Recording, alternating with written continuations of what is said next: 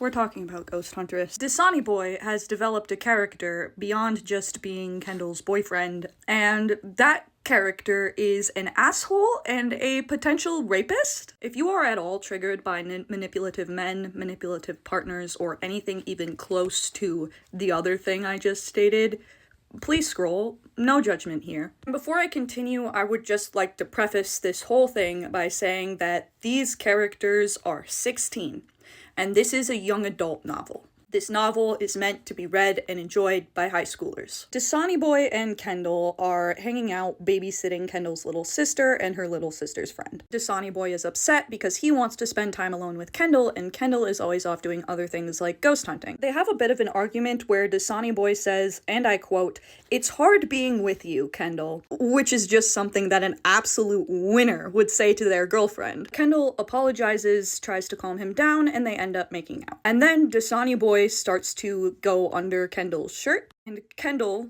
in her narration, says, and I quote, "I wiggle a little bit to resist." This doesn't give Dasani Boy pause, but Kendall makes sure to say in the next sentence, "I'm also enjoying his warm touch as his fingers grip my stomach and bunch up my shirt." So, at least she's enjoying it.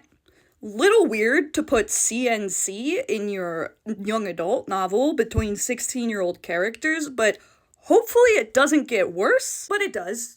Of course it does, because otherwise I wouldn't be making this video. Dasani Boy starts to remove Kendall's pants. And while he's doing so, Kendall is thinking, I'm scared, I don't want to do this with my sister upstairs, I'm excited, but I don't know if I'm ready for this yet. And in her narration, she says, maybe one more button, but I won't let it go any further. The only reason Dasani Boy stops is because Kendall's spirit guide, Emily, starts to beat the shit out of him. And then he gets mad, yells at Kendall, and basically says, you can either choose your ghost friends or me, and then he leaves. Like a little bitch. And since we've established that ghosts and psychics can read minds in this universe, Emily tells Kendall that Dasani Boy was going to take it all the way. Kendall says, and I quote, "Oh my god, it's not taking advantage when I'm going along with it. You know, the whole takes two to tango thing. This is already really bad, but it can't get worse, right?" Why would I be asking that question if it didn't get worse?